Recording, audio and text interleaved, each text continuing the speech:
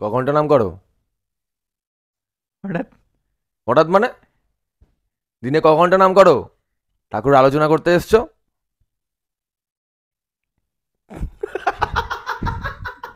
এরকম তো হিসাব করে নাম করি না, হিসাব করে তো নাম করি না। থ্যাংক ইউ, এটা আমার কাজে লাগবে। যখন যখন মনে হয় তখনই নাম করি। কখন মনে হয় তোমার? রাস্তায় যেতে যেতেও মনে হতে পারে, ভোরেও মনে হয়, এবার সকাল রাত্রেও মনে হয়, সকালেও মনে হয়। মনে হওয়ার আগে এটা এরকম করে রাখো। যখনই মনে ভালো লাগে বা যখনই মনে হয় একটু ডাউন লাগে তখনই নাম করলেই হয়। তার জন্য আবার সময় দেখতে হয় নাকি? তবে সকাল আর রাত্রে রাত্রে আর ভোরে এ দুটো পারফেক্ট টাইম। সব দিন রাত্রে হয় না, ভোরে মাঝে মাঝেই হয়। এটা কন্টিনিউটি রাখা ভালো, আমাকে আরো করতে হবে এই বিষয়টাতে এক্সারসাইজ, এটাই। এটা দিয়ে লাভ নাই।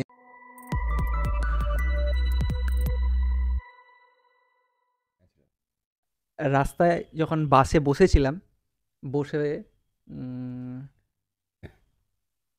যে মারুতি সম্পর্কে নতুন একটা গান বেরিয়েছে, সেই যে হনুমান সম্পর্কে। সিনেমার গান? হ্যাঁ, হনুমান সিনেমাতে আছে। হনুমান সিনেমার প্লিজ এরকম করে দাও। যে গানটা, হনুমান সিনেমার যে গানটা খুব সুন্দর লাগছিল, চ্যান্টিং এর মতো খুব আনন্দ হচ্ছিল। এটা করতে গিয়ে ঠাকুরেরই নাম নাম নাম লাগছিল, মনে হচ্ছে মনের মধ্যে নামটা ঠাকুরের আওড়াচ্ছিলাম, ভালো লাগছিল। তো তখন একটা বিষয় নিয়ে মনে হলো, বুঝতে অসুবিধা তোমার কি হচ্ছে? হ্যাঁ তখন একটা বিষয় নিয়ে মনে হলো, যে বিষয়টা হচ্ছে এইবার বইমেলাতে আমাকে দুজন, একজন কবি আর একজন লেখক আহ, এসে জিজ্ঞাসা করলেন, আমাদের এক গুরু ভাই, উনি বই প্রকাশ করেন, উনি এসেছিলেন। তো তিনজনে মিলে আসার পরে জিজ্ঞাসা করলেন যে তোমরা কি করতে চাও বা তোমাদের মোটিভটা কি। তারা কি আমাদেরকে দেখেছেন, চেনেন? মানে আমাদের স্টলেই এসেছিল, এসে বাইরের স্টলে বুক দাঁড়িয়ে, স্টলে বই মেলায়? বুক স্টলে বইমেলাতে, কলকাতা বইমেলায় এসেছিল, এসে বাইরে দাঁড়িয়েছিল। তো আমার সেই আমাদের গুরু ভাই পরিচয় করে দিচ্ছিলেন। তো বললেন যে তোমাদের উদ্দেশ্য কি, মানে তোমরা এই উদ্দেশ্য নিয়ে কি করতে চাও। আমার তখন যেটাই মনে হলো যে আমার যিনি গুরু, সেই মাস্টার, তাকে পূরণ করাই আমার উদ্দেশ্য। তখন তিনি একটা প্রশ্ন করলেন যে তুমি ভগবান বলতে কি বোঝো। এই কোশ্চেনটা হঠাৎ করেই আসলো। তো বললেন যে ভগবান বলতে কি বোঝো। তখন বললাম ভগবান বলতে আমি কি বুঝি সেটা তো বড় বিষয় নয়, আমার কাছে সেই ধারণাও নেই। আমার আদর্শ ভিত্তিক ভগবান কি, সেই জিনিসটা কি বলেন, সেই বিষয়টা আমি সমর্থন করি এবং সেটাকেই মানি।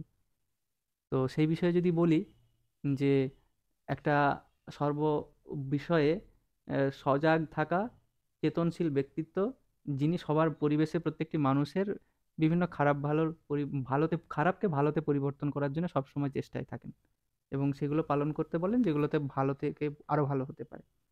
এই ব্যক্তি, যে ব্যক্তি এই সমাধান দিয়েছেন, তিনি আমার কাছে ভগবান। অবশ্যই তিনি ব্যক্তিত্বশালী, তাই তিনি সে বিষয়গুলোতে সমস্ত জিনিসেই সজাগ থাকেন। তো তার কাছে দ্বিতীয় প্রশ্ন হলো যে আহ, তাহলে যে নাম ধ্যানের সাথে মানুষের বিভিন্ন ধরনের স্তর, বিভিন্ন রকমের অনুভূতি, এ সমস্ত আলোচনা হয়, আধ্যাত্মিক চেতনের স্তর, তো তাদেরকে ভগবান বলবো না? এই জায়গাটাতে আমার প্রশ্ন আজকে আলোচনা বিষয় হোক, যে তখন একটা মানে এই সিচুয়েশনটা এসেছিল যে তার আধ্যাত্মিক চেতনা এবং তার যে অনুভূতি, যেগুলো অতি মানে তত্ত্বগত যে দিক তিনি অনুভব করেছেন, সেগুলো নিয়ে বিভিন্নভাবে তো তিনি অনুভূতির মাধ্যমে লিখেছেন। আমার কাছে সেটা তো অনেক ধরাছোঁয়ার বাইরে। আমি সেটা পড়েইছি, বা আমরা যেগুলো যারা জানি, অনেকে সাধন করে, অনেকে সেগুলো বুঝেওছেন, তারা ব্যক্তিত্ববান মানুষ। তো এই জায়গাটাতে আমি তখন মনে হয়েছিল যে উম, ভগবত সত্তা তার কাছে আছেই, সেটা নিয়ে তিনিও বেশি চিন্তিত নন এবং তার কাছে সেটার বেশি গুরুত্ব সবসময় পায় না। আমরা যখন তার আলোচনায় শুনি, তিনি যেন বেশি মানুষের কাছেই, মানুষের কি হচ্ছে, কি সমাধান দরকার, এইগুলো নিয়ে বেশি সজাগ থাকতে চাইতেন।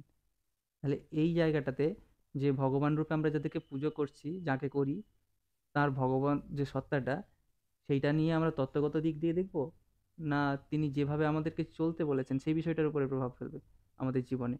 মানুষজন এদিকটাতে অনেকেই ফলো করে না, যে রামকৃষ্ণ ঠাকুর শ্রীকৃষ্ণ ভগবান কেন না, তিনি বিভিন্ন আধ্যাত্মিকভাবে মানুষের কাছে বিভিন্ন ম্যাজিক করেছেন। এটা একবারে সাধারণ কথাই বলে, তিনি ম্যাজিক করেছেন। সেই তুলনায় শ্রী শ্রী ঠাকুর রামকৃষ্ণদেব বা শ্রী ঠাকুর অনুকূল চন্দ্রকে বলা হয় ভগবান, বলেন না তারা। তাদের কাছে মনে হয় তিনি একজন সাধারণ মানুষ রূপে জন্মেছেন, ভগবান হলে নাকি মানুষ হয়ে জন্মান না। এই জায়গাটা আমার প্রশ্ন, যে ভগবত সত্তা কোনটা, যেটা তাদের কাছে বেশি গুরুত্ব পায়। এই জায়গাটাতে আমরা কিভাবে দেখি শ্রী শ্রী ঠাকুরকে, মানুষের কাছে কিভাবে এই ভাবটা পৌঁছাবো আর কি, এটা আমার প্রশ্ন আর কি। এটা নিয়ে আলোচনা হোক যদি হয়। যে ভগবত সত্তা, সেটা তো একটা প্রয়োজনীয়তা আছেই, কিন্তু আমাদের প্রয়োজনীয়তাটা কি? আমাদের প্রয়োজনীয়তাটা কি, না আমাদের প্রয়োজন কাকে? মানে আমরা কোনটার ভজনা করতে পারি, বা করলে মানে আমাদের বলছি কোনটা এরকম উপকার হবে আমাদের জীবনে। ভজনা তো কোনো কিছুর করা যায় না, কারুর করতে হয় নিশ্চয়ই। হ্যাঁ, অবশ্যই। ভজনা বলতে এটাই, যেগুলোকে আমরা বারবার প্র্যাকটিসের মধ্যে দিয়ে আচরণশীল করছি, এটাই তো নাকি? তো যদি এরকম হয়, তাহলে আমাদের যে আধ্যাত্মিক চেতনার কথা আমরা পড়ি, শ্রী শ্রী ঠাকুর অনুকূলচন্দ্রের পড়ি, যে তিনি চেতন স্তরে বিভিন্ন রকমের ব্যাখ্যা দিয়েছেন। হ্যাঁ, কথা প্রসঙ্গে আছে, তৃতীয় হ্যাঁ, তৃতীয় খণ্ডে। আচ্ছা, বিজ্ঞান বিভূতিতেও বহু আছে। জায়গায় সব বইতে তো আছে। এরকম বিভিন্ন জিনিসে আছে, সব বইতে। আধ্যাত্মিক চেতনার বিভিন্ন স্তরের ব্যাখ্যা ট্যাখ্যা দিচ্ছেন। তারপরে আবার বলছেন এগুলোর বিশেষ গুরুত্ব না দিয়ে বলছেন কাজ কর।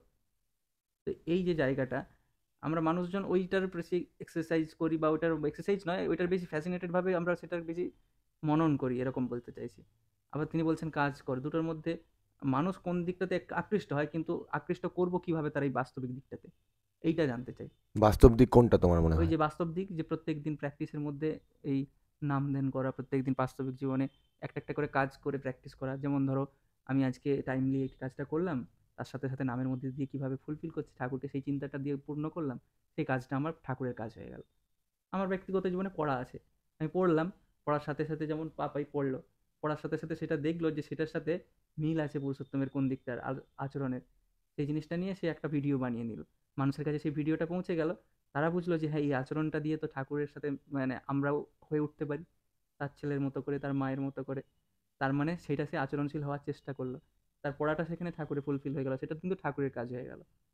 সেটা অ্যাকচুয়ালি আমরা তো সিলেবাসের পড়া পড়ছিল, সেটা তো ঠাকুরের কাজ হয়ে গেল। তো এই আচরণটা কিভাবে মানুষের মধ্যে ধরিয়ে দেওয়া যাবে? প্রথম কথা হচ্ছে, কোনো অ্যাডাল্টকে কনভিন্স করা যায় না। তুমি একটা আচরণ, তাকে তুমি ধরাতে চাইছো, সে তার মতো করে ধরবে। তুমি কাউকে কনভিন্স করা যায় নাকি, কি মনে হয়? হুম। কাউকে কনভিন্স করা যায়? কোনো অ্যাডাল্টকে কনভিন্স করা যায়? কনভিন্স করে রাখা যায়? একটা কাজ আমি চাইছি কেউ করুক, আমি চাইছি একটা কাজ কৌশিকদা করুক, তাই কনভিন্স করলাম। কদিন করবে কাজটা? হ্যাঁ বল। হ্যাঁ করিস, এরপরে করিস, মনে রাখিস এর মধ্যে দিয়েই করবি। হ্যাঁ, তা আমাকে জিজ্ঞেস করছো, তো আমি বলবো কনভিন্স করা যায়, তার ওয়ে আছে যদি সেরকম ভাবে, কিন্তু জোর করে, তুমি যেই দিক দিয়ে কোয়েশ্চেনটা করছো আমি বুঝতে পারছি, যে জোর করে করানো তোরম যায় না। আর আমি বলবো জোর করা হচ্ছে মানেই তুমি পারোনি এক্সপ্রেস করতে, তুমি বোঝাতেই পারোনি ব্যাপারটা, সে যে কারণেই হোক, তার পেট ব্যথা তাই জন্য পারোনি, তার রাগ তার জন্য পারোনি, বা তুমি বোঝাতে পারোনি, তোমার জ্ঞানের অভাব, কোনো একটা কারণে পারোনি, তাকে ভেদ করে ঢুকতে পারিনি আমরা তাদের মাথা। এখন ওই জন্য একটা কিছু বেঁধে দিতে হয়। ওই জন্য বলে যে সব কারুর মনে এন্টার করার ওয়ে হচ্ছে শ্রদ্ধা, আকর্ষণ। ওই জন্য ঠাকুর একটা সুন্দর ওয়ার্ড ইউজ করতেন, শ্রদ্ধার হো চলন। হুম। রেফ হয় হয় জফলা, হয় রে, হ্যাঁ। শ্রদ্ধার হো চলন। চলন। শ্রদ্ধার হো চলন মানে এমন চলন যেটা দেখলে অনেক শ্রদ্ধা আসে। শ্রী ঠাকুর এটা খুব একটা সুন্দর স্টেপ বাই স্টেপ বলে দিয়েছে। কাউকে কনভিন্স করতে, আমি চাই বা না চাই, আমার যদি সেই ফ্যাকাল্টিস গুলো থাকে, তাহলে ওটা দেখে সে কনভিন্সড হবে। কারণ এর আমরা নতুন তো কিছু করছি না, এক্সট্রা কিছু করছি না, কাউকে একটা এক্সট্রা ব্যাগেজ ক্যারি করার জন্য বলছি না, কিন্তু এটা একটা নর্মাল ওয়ে অফ লাইফ। ভালো থাকতে সবাই চাইছি, জাস্ট ভালো থাকার জন্য প্রয়োজন। যেমন তোমার ভিডিও করতে বলছি, আমাকে ভিডিও করতে বলছি, এগুলো কিন্তু এক্সট্রা ব্যাগেজ হিসেবে হচ্ছে না। তখন পুরুষোত্তমের জন্য হচ্ছে, তখন একটা এক্সট্রা কিছু করছি না। আমরা পিকনিকে যাওয়াটা এক্সট্রা মনে হতে পারে, কিন্তু পিকনিকের যে আনন্দটা নিচ্ছি, যে খাবারটা খাচ্ছি, ওগুলো কিন্তু এক্সট্রা না। ওখানে না গেলেও কোনো না কোনোভাবে আমি চাইতাম মনের ওই স্তরগুলো ফুলফিলড হোক, পেটে কিছু না কিছু খেতাম রাত্রেবেলা, তাই না? তেমনই এই যে অ্যাক্টিভিটিগুলো, যেগুলো আমরা কারোর মধ্যে ঢোকাতে চাইছি এবং নিজের মধ্যে ঢোকাতে চাইছি, সেগুলো দরকার আছেই। এই দরকারটা যদি তাকে বোঝানো যায়, তাহলেও হয়। এবার একজনকে এই দরকারটা বোঝানোটা খুব ইম্পর্টেন্ট, যে সত্যিকারের তার দরকার, এখন বুঝতে পারি না কেন। তুমি বুঝেছো, আমি বুঝতে পারছি না কেন? প্রথম কারণ হচ্ছে আমি চোখে এক্সাম্পলকে দেখছি না, সেটারও একটা কারণ হতে পারে যে আমার এক্সাম্পল নেই ওরম কেউ। আরেকটা হতে পারে আমার মাথা এত ভোতা, এত দৃষ্টি খারাপ হয়ে গেছে যে আমার থাকলেও দেখতে পাচ্ছি না, তার আলাদা ট্রিটমেন্ট আছে। তার আলাদা ট্রিটমেন্ট আছে। যখন সে বিপন্ন হয়ে ত্রাহি ত্রাহি মাম করবে, তখন সেরকম মানুষ চলেই আসবে তার কাছে, আশেপাশেই খুঁজে নেবে। আরে রবার্ট ব্রুস তো মাকড়সার মধ্যে পেয়ে গেছে ওরকম, চোখে নজর থাকলে পেয়েই যাবে। আর এই যে তাকে যদি আমাদের যেমন অ্যাপ্রোচটা যজন আর যাজন করতেই হবে, ওটা আমাদের বিধির মধ্যেই আছে, এখন নিয়ম নীতির মধ্যে, সেই শ্রদ্ধার্হ ব্যক্তিত্বটা নিয়ে এগিয়ে চলা, তখন ওর জন্য ঠাকুরদের একটা স্টেপ বাই স্টেপ বলে দিয়েছিলেন যে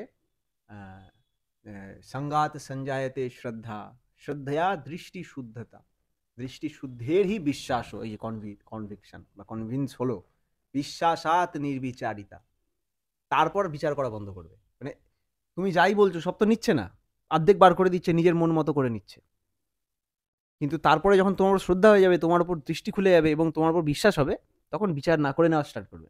নির্বিচারাৎ ভবেৎ প্রেম, প্রেমাশ্চাত্ম সমর্পণম। এবার ওই মতে, ওই পথে, ওই আদর্শে সে সমর্পণ করবে। ওই জন্য ঠাকুর বলেন, আগে তোমাতে আকৃষ্ট হোক, সে তোমার ইষ্টে এমনি আকৃষ্ট হবে, তাই না? আমি ভালো থাকতে চাই, ভালো থাকতে চাই কথাটা কিন্তু খুব রিলেটিভ। আমি একটা বন্ধু ছিল, ভালো থাকতে চাই মানে ও স্ট্যান্ডার্ডটা জানতো হচ্ছে আম্বানি স্টাইল বা অ্যাক্টারদের মতো ভালো থাকা, এটা হচ্ছে জানতো। ও কোনোদিন ভাবতে পারেনি ও এখন বাউল, বাউল গান গায়। বন্ধু মানে আমার জিগড়ি বন্ধু বলে না, বন্ধু হয়েছি পরে। তো ওর হলো কি, সে মানে যাই হোক, সেটা একটা আলাদা গল্পটা যাচ্ছি না। সে ও হলো কি, ও এরকম ভালো থাকা মানে বুঝতেই অ্যাক্টার অ্যাক্ট্রেস উত্তম কুমার, এই এই ওদের লাইফস্টাইলটা ভালো থাকা, ইন্ডাস্ট্রিয়ালিস্ট ভালো থাকা, ওই ওদের সাথেও মিশলো। তখনও কিন্তু ওটাই জানতো যে ওটাই হচ্ছে টপ লেভেল অফ ভালো থাকা।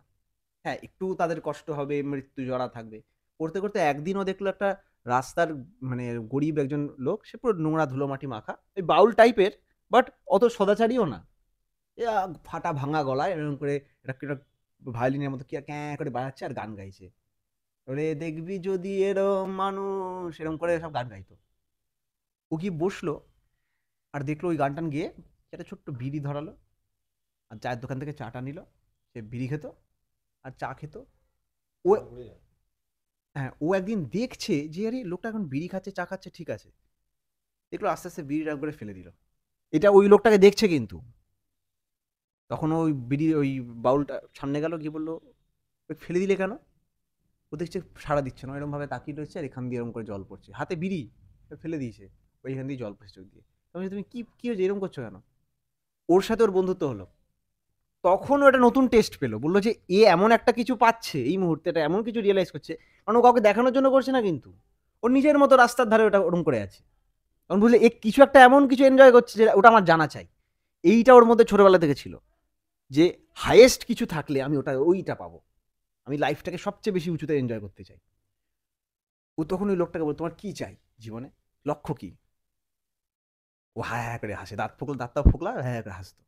বললো ওই হাসিটা দেখে আমার বহুত মানে হিংসা হয়েছিল যে এর মধ্যে কি এমন মজা পেয়েছো।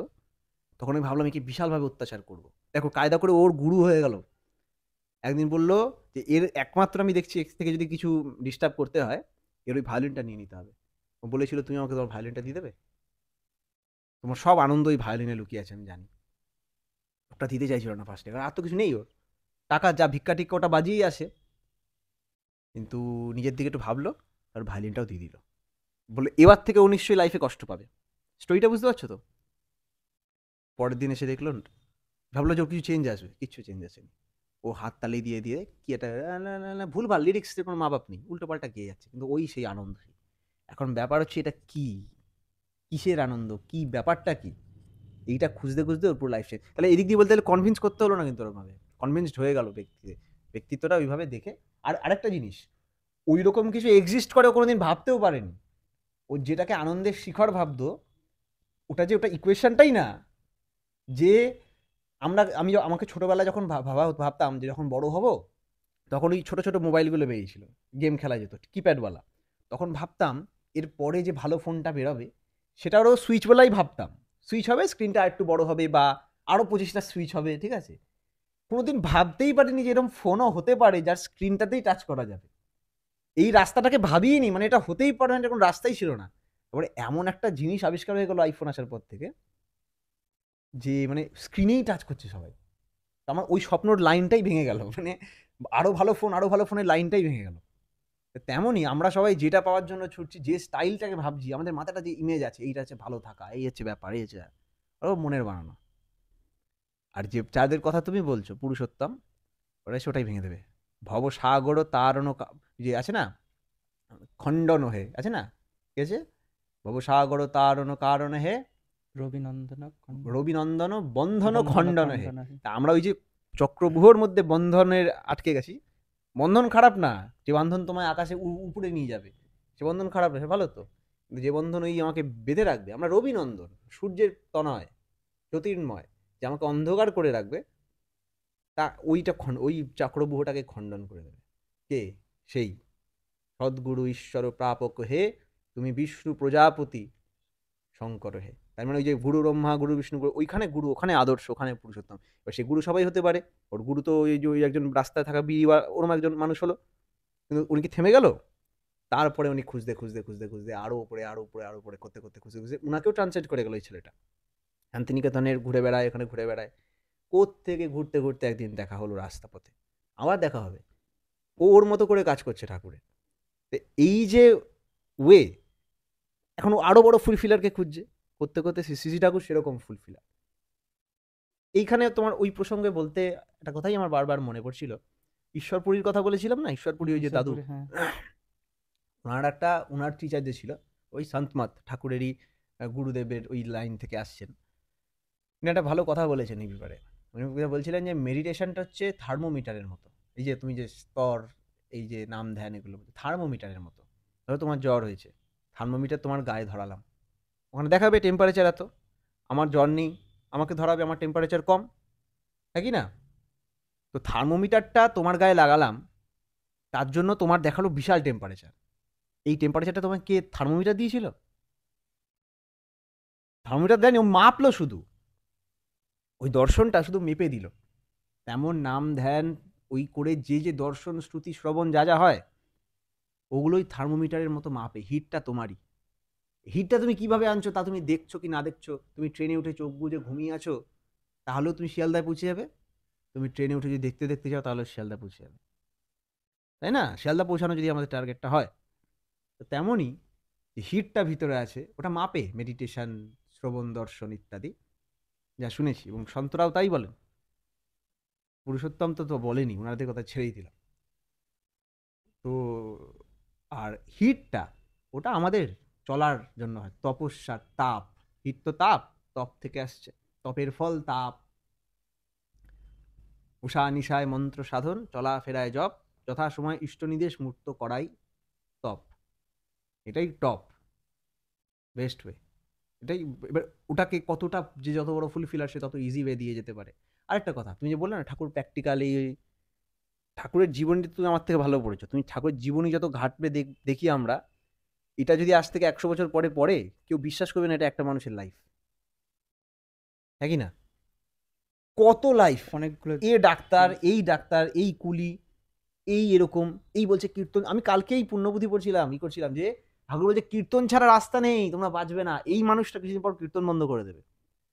তারপরে জানতে পারলাম ওই টাইমটা নিয়ে কেউ ভাবলাম না আমরা, ঠাকুরের জীবনীর ওই টাইমটা সব লম্পট, ডেঞ্জারাস লোকজন। আর যারা ধর্ম করে তারা শুয়ে থাকে, টাকা পয়সা নেয়, মেয়েদের লুকিয়ে লুকিয়ে করে। ওই জন্য দেখবি পুণ্যবতির শুরুতে ৭২তম দিন যেখান থেকে স্টার্ট হয়েছে অ্যাকচুয়ালি, ওখানে বলেছিল যে শুদ্ধাত্মা চায় মা, মাকে ছেড়ে তুমি আমাকে পুজো করতে এসছো, আগে মা দেখো, বউ তোমার চিন্ময়ী মা। এই যে ব্যাপারগুলো প্রথম চ্যাপ্টার ওই সময় চলছিল, যখন বৃন্দাবন অধিকারী লেখা স্টার্ট করলো। বৃন্দাবন অধিকারীর ছেলে মারা গেছিল, হ্যাঁ, বড় ছেলে মারা গেছিল, হ্যাঁ। এই তো ওই সময়টা এরকম চলতো। তো এই যে টাইমটা, ঠাকুর ওই টাইমটা ভাবো কাদের ট্রিট করছিলেন ঠাকুর। আর আমার কাছে, আমার তো মনে হয় ঠাকুরের ভাব সমাধি হোক ওটাও নাটক, নর্মাল থাকা ওটাও নাটক। তখন সেই পরিবেশের চাহিদা ছিল যে মানুষগুলোকে হঠাৎ করে একটা নটের মতো চল রে তুই ভবরঙ্গ মঞ্চ মাঝে। তিনি হচ্ছেন নটবর, ওর জন্য বলা হয় তাকে নটবর। মানে কি? শ্রেষ্ঠ নট। গানে আছে এই যে মাতৃ সাজে এসেছিস মা, করিতে স্নেহের অভিনয়, কর্মক্ষেত্রে কর্মসূত্রে আমি তোর সেজেছি তনয়। এই নাটকে এই অঙ্কে স্থান পেয়ে মা তোর অঙ্কে হয়তো যাব পর অঙ্কে পুত্র সেজে। কারণ পুরো মাইন্ডে ব্লকড আমরা। এ মায়া প্রপঞ্চময়, এ মায়া প্রপঞ্চময়, ভবরঙ্গ মঞ্চ মাঝে এ রঙ্গেরও নট বড় হরি, যারে যা সাজান সে তাই সাজে, এ মায়া প্রপঞ্চময়। ওই আমাদের ওই মেজার করা দুনিয়াটার মধ্যেই এমনভাবে আমরা হারিয়ে গেছি, কারণ আমরা উল্টোপাল্টা দেখছি না, কমপ্লিট দেখছি না, 7টা রং দেখছি। ধরো ইনফ্রারেড, সব রকম লাইট, ইনফ্রারেড লাইট আসছে আর হলুদ লাইটও আসছে। হলুদ লাইটটা অফ করে দিচ্ছে, আমরা তারপরে কি বলবো, কোনো লাইট নেই। কিন্তু ইনফ্রারেডটা কি হিট করছে না তোমাকে? হিট তো করছে। আমরা দেখতে পারছি না বলেই যে হচ্ছে তা না, না। তাহলে মায়া যখন মেপে দিচ্ছে তখন প্রবলেম হয়ে যাচ্ছে, আমরা পুরোটা বুঝতে পারছি না। তো তখন ওই নটবর হরি এসে, এই পুরুষোত্তম সেই আদর্শ এসে, যা দেখতে পাই না, যেটা গুজ্জ রয়েছে, সেটা সেটা ভেঙে রুদ্র নষ্ট করে আমাদের চোখের সামনে পরিষ্কার করে দেয়। আমরা তখন সেটা দেখতে পারি, সেটা স্পষ্ট হয়ে ওঠে আমাদের কাছে। আমরা তখন বলি, আচ্ছা এই ব্যাপার, অজ্ঞানতি বিরান্ধস্য জ্ঞানাঞ্জন শলাকয়া চক্ষুরু উন্মিলিতম যেন তস্মৈ শ্রী। তখন তোমরা আমার চোখ খুলে দিলে। এর কি মানুষ দরকার নেই? এবার এই ফুলফিলমেন্ট যত যার হবে তত। আর ঠাকুরের লাইফটাকে ঘেটে দেখুন, যে বলছেন তার প্র্যাকটিক্যাল লাইফ তো আমরা ইউটিউবটা দেখছি। ঠাকুর যে লেভেলের সাধন ভজন করা যে স্তরের ব্যাখ্যা দিয়ে গেছে, কেউ দিয়ে গেছে? বিভূতিভূষণ কম পড়াশোনা করেছে? বিভূতিভূষণ বলেছে ঠাকুর অনুকূল চন্দ্র, আমি সারা শাস্ত্র পড়েছি। তন্ত্র নিজে তো তন্ত্র নিয়ে করতেন, তারানাথ তান্ত্রিক লিখেছে তন্ত্র নিয়ে আলোচনা বিশাল তন্ত্র, পরজীবন তো ওইসব করেছেন। উনি ঠাকুরের দীক্ষা নিলেন যখন কেষ্টদার কাছে, বিভূতিভূষণ বন্দ্যোপাধ্যায় যখন ঠাকুরের কাছে ঠাকুরের দীক্ষা নিলেন কেষ্টদার কাছে, তখন উনি বলছেন যে এই যে কথা প্রসঙ্গে যে বললে সেদিন পড়া হয়েছিল তৃতীয় খণ্ড চ্যাপ্টার 3, যেটা না চ্যাপ্টার 2, ওটা পড়ে অনুভূতি কাকে বলে, বলছে এইরকম কোনো শাস্ত্রে নেই।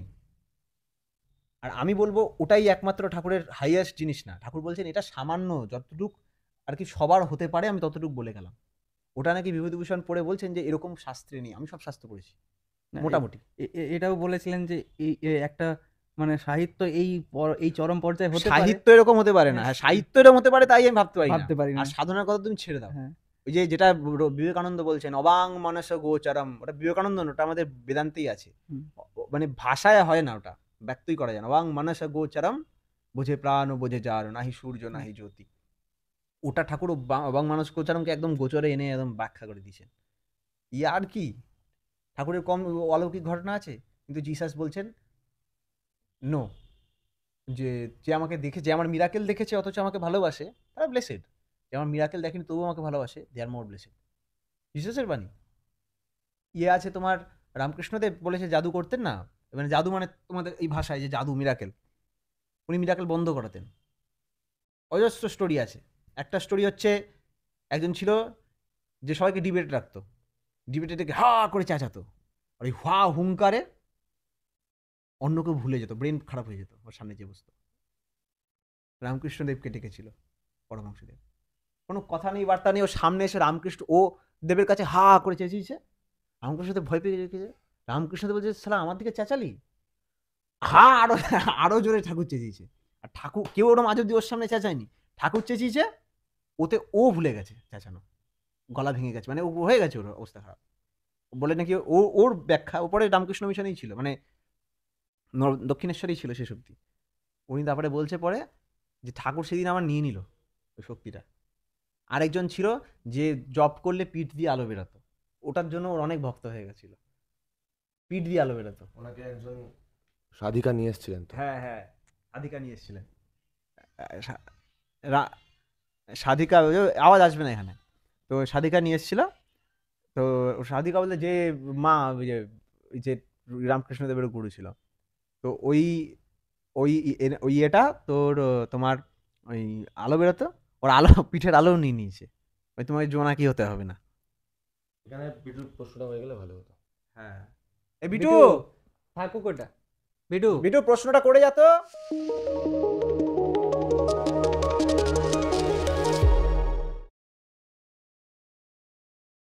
আমাদের আজকের আলোচনা শুরু করা যাক। হ্যাঁ হোক। বলো কি বিষয় আলোচনা করা যায় আজকে? আলোচ্য বিষয়, হ্যাঁ। আলোচ্য বিষয় সব দিকই হতে পারে। আজকে একটা রাস্তায় স্টেশনে ট্রেনে বাসে বসে বসে মনে হচ্ছিল, রাস্তায় স্টেশনে ট্রেনে আর বাসে কোনটা মানে বাসে টাকি কথা বলে দিকে রাস্তায় বাসে আস্তে আস্তে আজকে একটা জিনিস মনে হচ্ছিল। ওইদিকে কতবার কত কি কাটতে হবে বলো তো আমাকে। রাস্তায় ট্রেনে বাসে স্টেশন স্টেশনে বলো বলো বলো, এরকম খুশি বলো, আচ্ছা, স্টার্ট। বলো যেরকম খুশি বলো।